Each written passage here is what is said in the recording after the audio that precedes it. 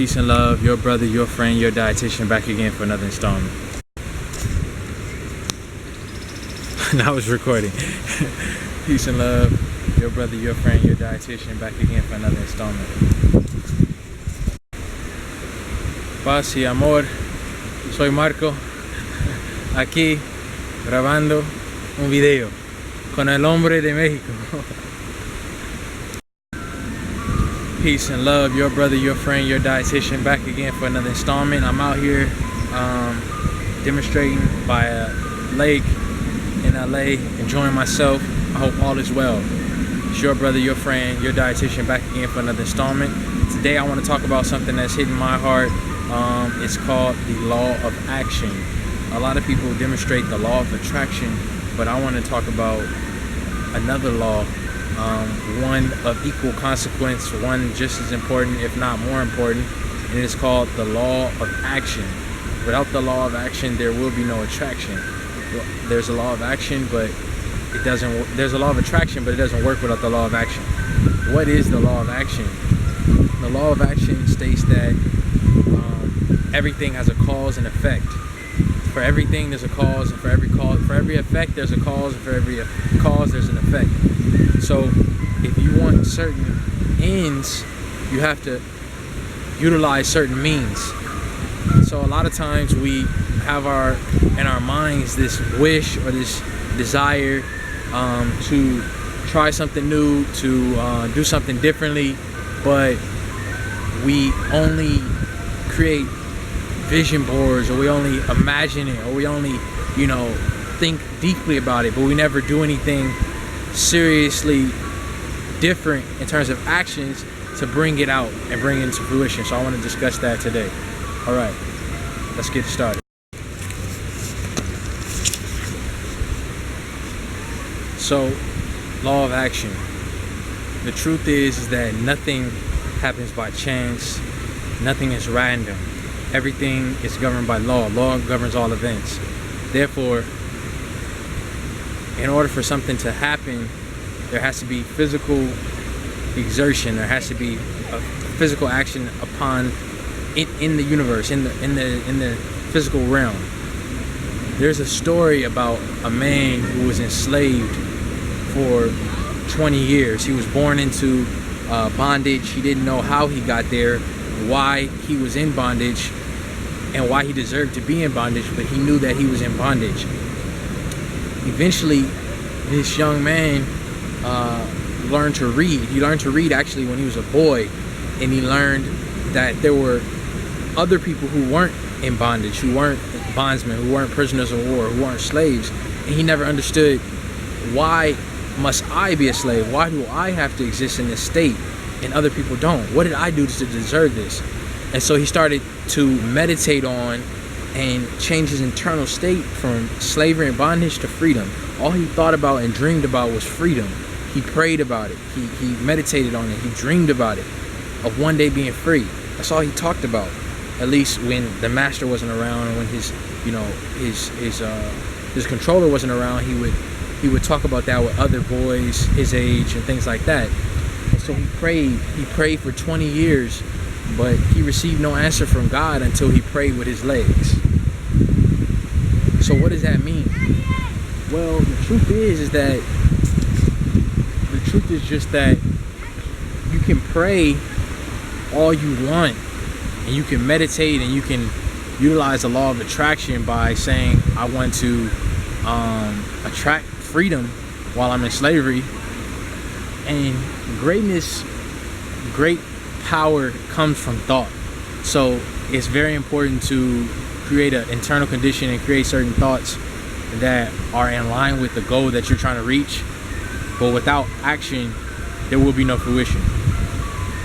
The reason that this man who I referred to, his name is Frederick Douglass, you can look him up. He stated again that he prayed for 20 years, but he didn't receive an answer until he prayed with his legs. You can pray and you can chant and you can have positive thoughts for 1,000,000 years, for the rest of your life, but unless you act on those thoughts, unless you make moves forward, you're never going to see any results. Because in order to activate the law of action, you have to act. My man's one of my brothers, Ralph Smart, he has this thing called radical action. It's the same thing as what I'm talking about now, just generalized action, is that once you start acting upon the universe and physically changing things, you're going to get results that are physical.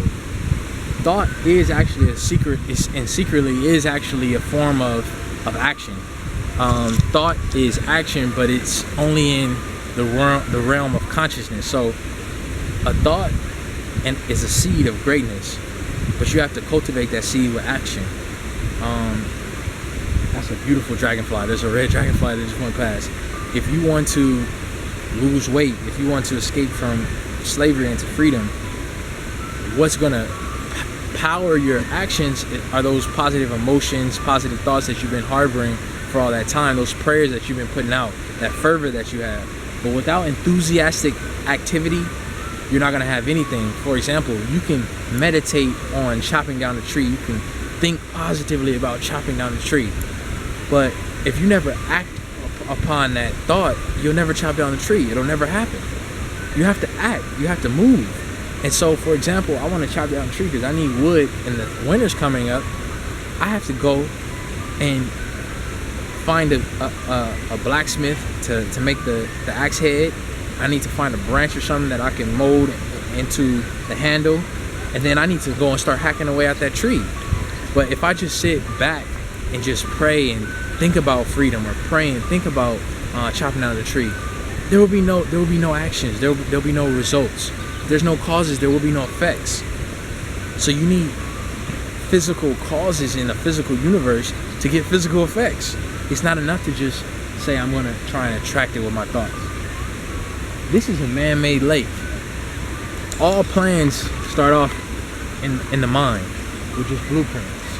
They just start off with just blueprints. But if those engineers and designers never took the time out to actually create and act upon the physical environment to create this beautiful lake, you wouldn't have all these doves and swans and these beautiful people enjoying the lake. You wouldn't have the dragonflies. You wouldn't have the beauty because you didn't act. For every cause there's an effect, and for every effect there's a cause. You losing weight, you buying that house, you running faster, you reaching your goals, you traveling to Mexico, you traveling to Europe, you eating healthier, you finding the man or the woman of your dreams that needs action. If you don't act, you won't get what you need. So your brother, your friend, your dietitian, back again for another installment discussing the law of action. It's a brother to the law of attraction effect. A lot of times we focus too much on the end goal, and we're obsessing over the end goal and meditating so much on the end goal, when really you have to map out the path to the end goal and aggressively, enthusiastically attack all the goals, the many objectives and the stepping stones to get to that top of that mountain, to get to that goal. And it's beautiful because you don't even have to stress about the goal and the end game and the end goal, because with action, you know, you're moving every day a step towards, you're taking a step towards that end goal, that objective. So that's the beauty of the law of action. With just the law of attraction, you're never going to get to the top of the mountain if you just keep meditating about getting to the top of the mountain. You have to every day take a step towards the top of that mountain. And as you take a step towards the top of that mountain every day, you're going to get more strength, more momentum, more kinetic energy to get to that goal, to get to that top of that mountain. This is the law of action. We love the law of action. At least us actors do. You got to act, baby. You got to act. That's going to change everything. And as you act, guess what? More things are going to come into your world to help empower you to go further in your actions. It'll be in tune. And what actions do, they open up opportunities in the universe.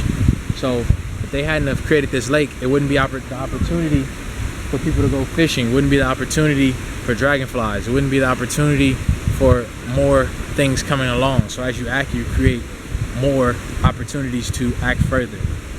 Your brother, your friend, your dietitian, back again for another installment. If you want to act on nutrition, act. If you want to meditate more, meditate more. The only way to be stronger is to be strong. The only way to eat healthier is to eat healthy.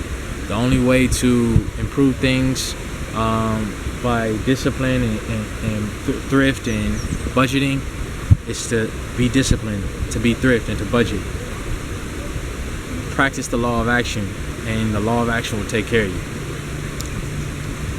Peace.